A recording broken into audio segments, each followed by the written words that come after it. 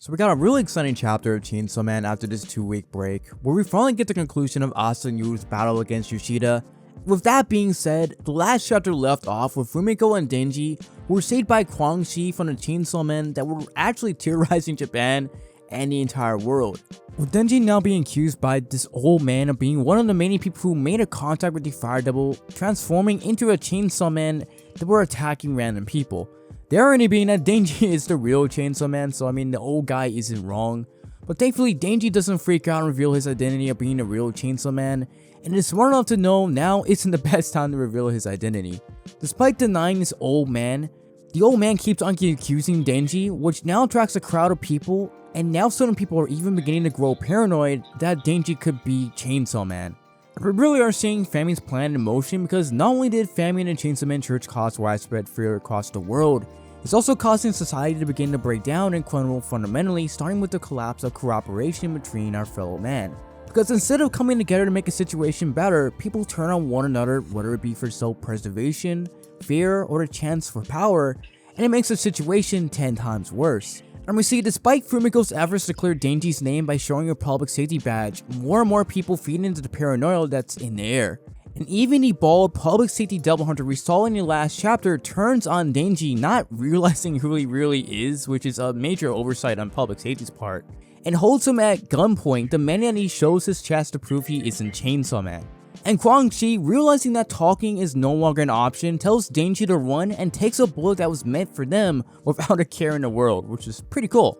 As Fumiko looks like she was going to turn around and help her sensei, Kwanxi tells her to run, and Fumiko has this look of terror and runs off with Denji.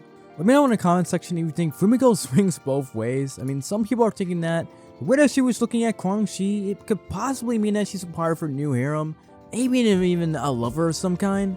Me personally, the reason why I think she gave this look is because Fumiko doesn't like seeing a person who's likely to mentor her get hurt, especially by a gun, which is how her parents died, to the gun devil. But I was also horrified at just how bad the situation has gone, to where it's implied that immediately after running away, Kwanxi likely slaughtered this group of people to buy them time and escape, and she didn't want to witness her doing something so barbaric. Which is incredibly dark, but seeing how Chainsaw Man is shifting more to a post-apocalyptic genre, similar to The Last of Us or even The Walking Dead, where atrocities committed out of fear and paranoia are common, I have a feeling before the end of the story, they're definitely going to be seeing a couple of other things being committed. Then we cut over to the continuation of Yoshida and Asa's battle, where Yoshida was looking shocked and is even having a cold sweat, a big departure from his usual confident and chat-like behavior. And we see why, because the sword, which easily cuts Asa's arm off like it was butter, wasn't even able to cut through her hand, showing us Asa and Yoru have received a power-up instantly from the world collapsing, making her extremely durable. Similar to how Chainsaw Man lost his strength immediately during his fight against Makima as a result of humans loving him for killing the gun devil. So yeah, I guess as insane as Fami's plan is, at least we're seeing that all destruction is actually paying off. We didn't see Yoshida call upon Octopus Devil to try and squeeze Asa to death, similar to a fraudulent king of curses who called upon their ringman to save them. And in the next panel, we see the entire room of Asa's apartment has seemingly vanished, and just when Yoshida thinks that he got her, we see Yoru finally return with full goat status in my favorite panel in all of Chainsaw Man Part 2. Just her entire demeanor and goofiness of the sword in this godforsaken situation really does encompass the craziness of Chainsaw Man and what made it so special in the first place. And we then get to reveal the reason why Asa and Yoru was able to turn a room into a sword, despite not making contact with it, which is a requirement for them to make weapons, is because in addition to having even more durability from the power boost, they also now have the ability to turn objects into weapons, even if they don't make physical contact with it. Which off the bat sounds incredibly broken. I mean, it's probably one of the most broken abilities that we've seen so far in the series, and really is hyping up how insane the battle between the Death Devil and the War Devil and Chainsaw Man will be.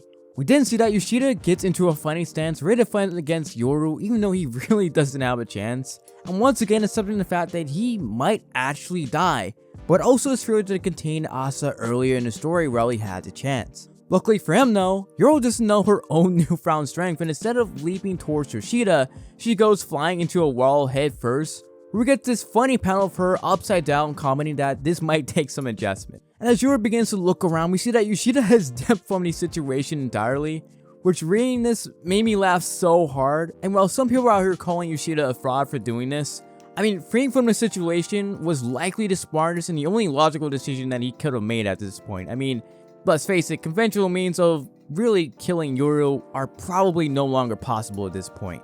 The only question I have is why Yoshida and Public Safety decided to eliminate Asa after she became a beloved icon if they knew the family devil's plans, and why they couldn't just go on ahead and do it before while they actually had the chance. That, in my opinion, is fraudulent behavior, and hopefully get an explanation of this real soon. We then see that Yoru leaps down from the apartment she was lodged in, and when she lands, she has the look of someone who just won the lottery and screams out in happiness that the world remembers her at long last, as the world burns around her, and that's how the chapter ends. Let me know down in the comments section what you guys thought of this chapter and what do you think will happen next. My own personal prediction is we could see the reunion of Asa and Denji very soon, now that the two of them both roaming the streets of Tokyo, and maybe even a battle between Kwanxi and Yoru. Given how Kwanxi has been hyped up in the last few chapters, I'm fully expecting her to go against Yoru just to show off how strong Yoru has actually become. You know, a typical character seeming to power up and flexing on a character that's pretty much been hyped up. So it feels bad for the Kwanxi fans, but that's what I think is gonna happen. But with all that being said, thank you guys so much for watching, and I'll catch you guys in the next one.